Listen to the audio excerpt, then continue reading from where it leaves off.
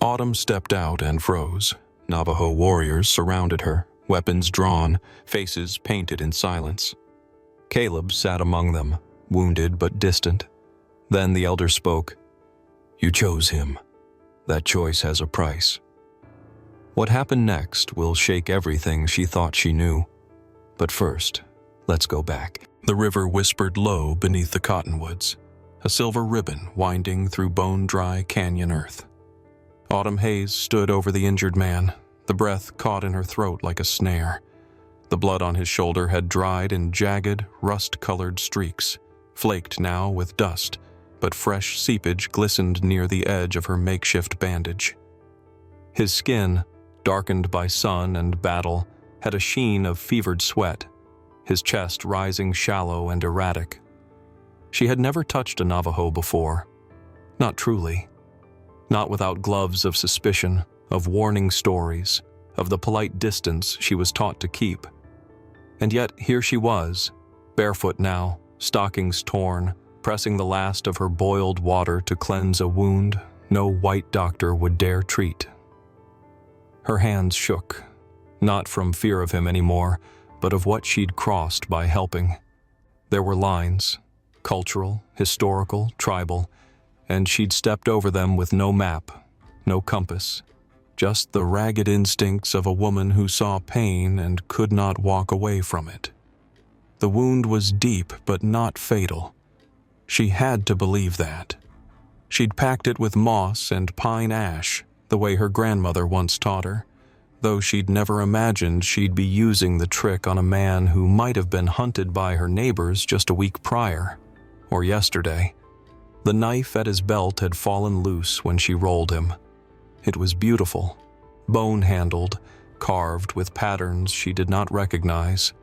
She picked it up and slid it carefully beneath his sash.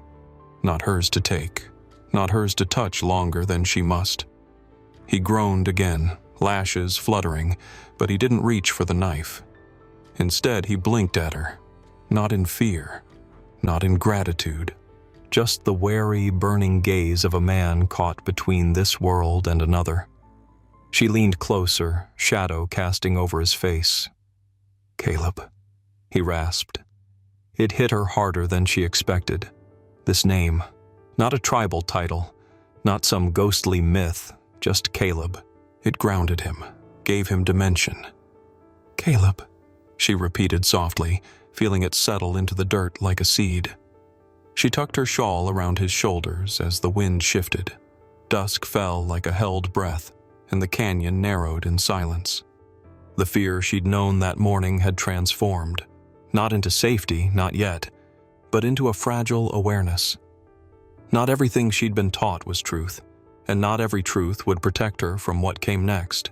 The sound came first, hoofbeats, steady and synchronized, like thunder in slow motion rolling over dry stone. Autumn's eyes flew open. She didn't move. The air had changed, too thick with silence, the kind that warned of things watching just beyond sight. When she pushed aside the flap of her tent, the morning light was fractured by a dozen silhouettes on horseback. A line of riders stretched across the bluff, unmoving.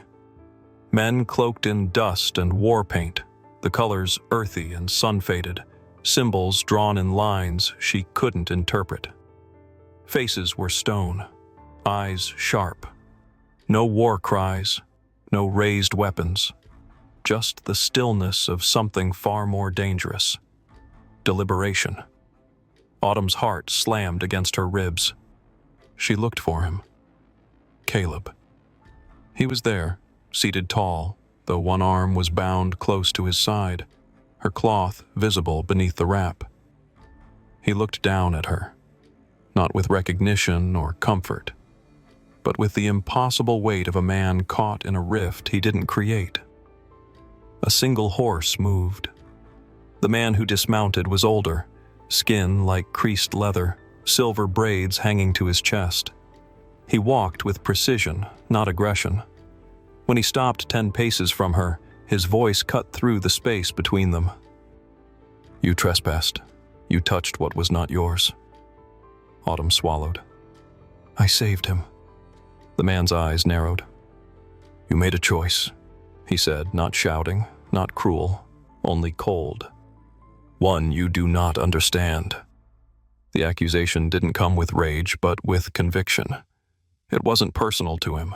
It was law. And Autumn, whether she meant to or not, had broken it. A woman stepped forward from the line, young, with a fierce set to her jaw and eyes like flint. She spoke in Navajo, her voice rising, challenging. The elder answered low and clipped. Others joined in. Words passed too quickly, but the meaning was plain in the air. Discord. Caleb said something then. One phrase. Firm. Final. The camp fell quiet. The elder turned back to Autumn and raised a hand, pointing. "You will come with us, for your safety, until the spirits decide." She took a step back. "Until they decide what?" His reply came like a hammer. "Until they decide if your choice binds you or destroys you." A young warrior came forward and took her bridle without force. Autumn didn't resist. Her voice faltered. "I didn't mean to choose." But no one answered, and so she walked, not dragged, into the canyon's shadow, not as a prisoner, not as a guest, as something between, as a woman whose step across an invisible line had already echoed far too loud. The canyon settlement clung to the cliffs like a secret, carved into red stone and shadow, far above the dust trails of the world she'd known. Wind swept through its narrow passes with a sound like whispered judgment. Autumn lived in stillness now, in a lean shelter of woven reeds and cedar smoke, with no locks on the flap but nowhere to go. She was watched, not with hatred, but with the kind of wary curiosity one gives to a wild animal that's wandered too close to the fire. She was given food, flatbread, roasted corn, dried meat, brought each dawn by silent hands. Water from the stream below, wool blankets that smelled of juniper. Enough to live, but never enough to forget she did not belong. The guilt didn't arrive all at once. It came in fragments, glances that lingered too long, laughter that quieted when she passed, the way the old woman near the cook fires turned her back when Autumn tried to help carry baskets. She had meant to save a man. But what if, in doing so, she had desecrated something sacred, inserted herself into a language of wounds and silence not meant for her voice? She sat alone near the canyon's edge, knees drawn up, watching hawks spiral overhead. The world was too vast here to explain her place in it. And then she heard footsteps, uneven ones. Caleb emerged from the trail, arm bound in a fresh sling, his stride slower but unbent. He looked older in the morning sun, not by years, but by the weight of knowing things she couldn't yet fathom. He sat beside her without greeting, eyes fixed on the horizon.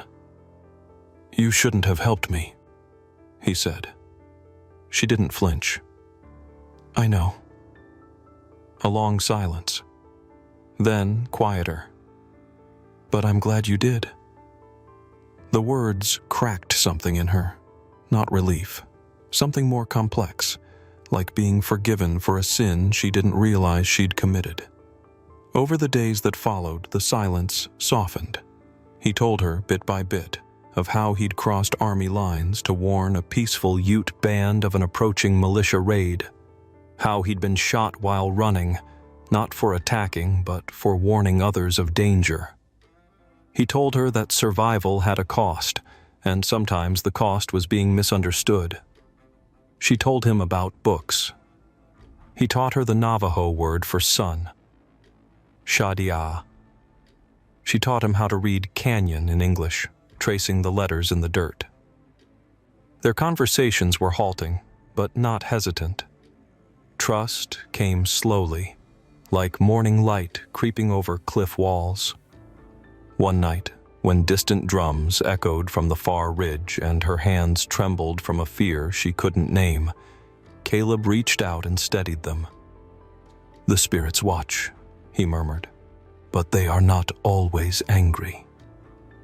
She held those words close as she sat by the fire later that night, surrounded by men and women who no longer turned away. She watched the sparks rise, drifting upward toward stars that shone on all of them, white and Navajo alike. And in that glow, the line between foreign and familiar blurred. But Autumn knew what the warmth could not change. She had crossed into their world, and she would not be allowed to stay in it. The morning was raw with frost, the kind that clung to the canyon walls like ash. Thin ribbons of mist drifted between the rocks, whispering over the ledges, as if reluctant to leave the sacred quiet behind. Autumn stood at the edge of the trail that had once been forbidden, her pack slung over her shoulder, boots already dusted with the red earth she no longer wanted to brush off. Caleb stood beside her, his breath fogging the air in steady clouds, gaze fixed on the horizon where the mesa met the sky in a jagged, holy line. "You're free to go," he said, voice even but not untouched. "My uncle says the spirits have spoken. You may return home."